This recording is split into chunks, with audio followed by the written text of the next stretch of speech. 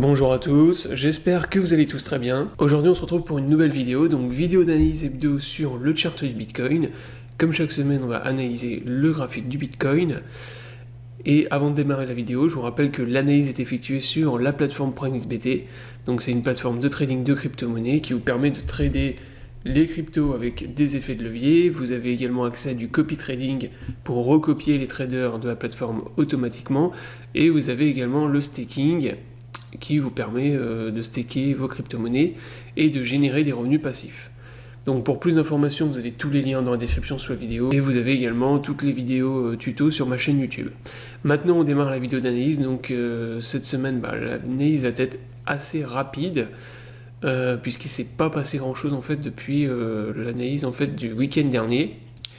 Alors rapidement, le week-end dernier, on avait fait le constat de la situation un peu, on avait vu que pour l'instant, moi je vous avais dit qu'il y avait une forte probabilité de retourner en fait dans la zone en bleu ici, venir combler le gap au niveau des 40 000 $, et par contre qu'il fallait absolument qu'on retrouve des acheteurs dans cette zone ici. Donc en gros, toute la zone en bleu ici, on va dire entre 40 000 et 41 000 $. Donc ça c'est vraiment la zone de support qui doit tenir pour moi. Il faut que cette zone-là tienne et qu'on retrouve des acheteurs là dans cette zone. Sinon, ça va commencer à être compliqué. Et donc après, je vous avais dit qu'on avait de fortes probabilités donc, de retrouver des acheteurs dans cette zone et de repartir dans un mouvement haussier. Donc l'idéal, c'était de réussir à passer la résistance des 45 000 $, réintégrer l'ancien range, et ensuite, moi, je visais au minimum la target qu'on avait ici. Donc là, pour le moment, le scénario, il est toujours respecté. Tant que le support ici il tient, de toute façon moi je reste bull à court terme sur Bitcoin et sur les crypto-monnaies comme je vous l'ai dit le week-end dernier. Par contre, si là on passe sous cette zone, si on casse en fait cette zone de support et qu'on repasse sous cette zone de support, là par contre moi je repasserai bear. C'est-à-dire que là, pour moi il faut vraiment que cette zone là elle tienne. Si ça tient pas et qu'on revient beaucoup plus bas, genre vers les 38 000 ou les 37 000 $, pour moi, il y a de fortes probabilités en fait de repartir dans une tendance baissière et de venir beaucoup plus bas, de repartir vraiment dans un move bear et pourquoi pas revenir taper le support, le big support ici des 29 000, 30 000 $. Là, on avait réussi à repasser au-dessus des 40 000 $ avec l'énorme short squeeze qu'on avait eu là avec cette bougie. Mais là, cette semaine, on a eu une énorme candle rouge de vendeurs. Là, il y a eu énormément de longs qui se sont fait éclater. Donc, on a eu une candle, je crois, de moins 7% ou moins 8%. Et là, on enchaîne les candles rouges en daily. Donc ça, clairement, c'est pas bon. Ouais, c'est ça, on a fait à peu près moins 8% ce jour-là. Et on a enchaîné, donc on a fait 3 clôtures rouges en daily de suite.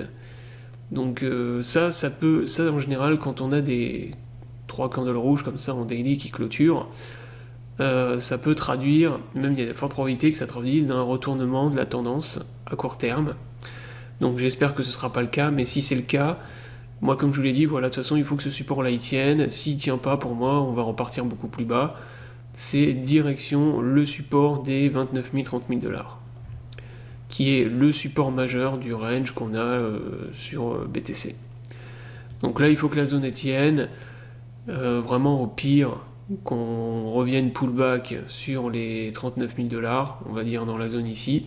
Si on vient mécher pullback, faire un pullback dans les 39 000 $, ça va encore. Mais si on repasse plus bas, qu'on va à 37 000, 36 000 $, là, pour moi, c'est terminé, c'est retournement bear. Et le rebond qu'on aurait eu, en fait, ça aurait été uniquement un rebond technique et un bull trap. Donc voilà, sur le RSI, on voit que l'indicateur, il est vraiment bien remonté.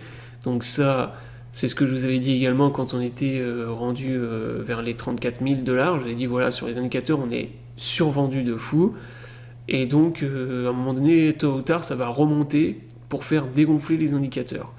Donc ça, c'est ce que je vous avais dit également. Donc là, ça a été le cas en fait. On était à 33 000, 34 000 $. On est remonté, on est revenu pullback sur les 45 000 $, ce qui n'avait jamais été le cas. 45 000 $, c'était l'ancien support de l'ancien range. Donc là, c'est devenu une grosse zone de résistance. Et là, donc, ça nous a permis en fait de faire dégonfler les indicateurs, de les faire repasser en zone neutre. Donc là, on est bien repassé en zone neutre sur les indicateurs techniques. Et donc maintenant, il y a la place, il y a la possibilité effectivement de repartir dans une tendance baissière et de revenir à nouveau dans des zones de survente sur la plupart des indicateurs.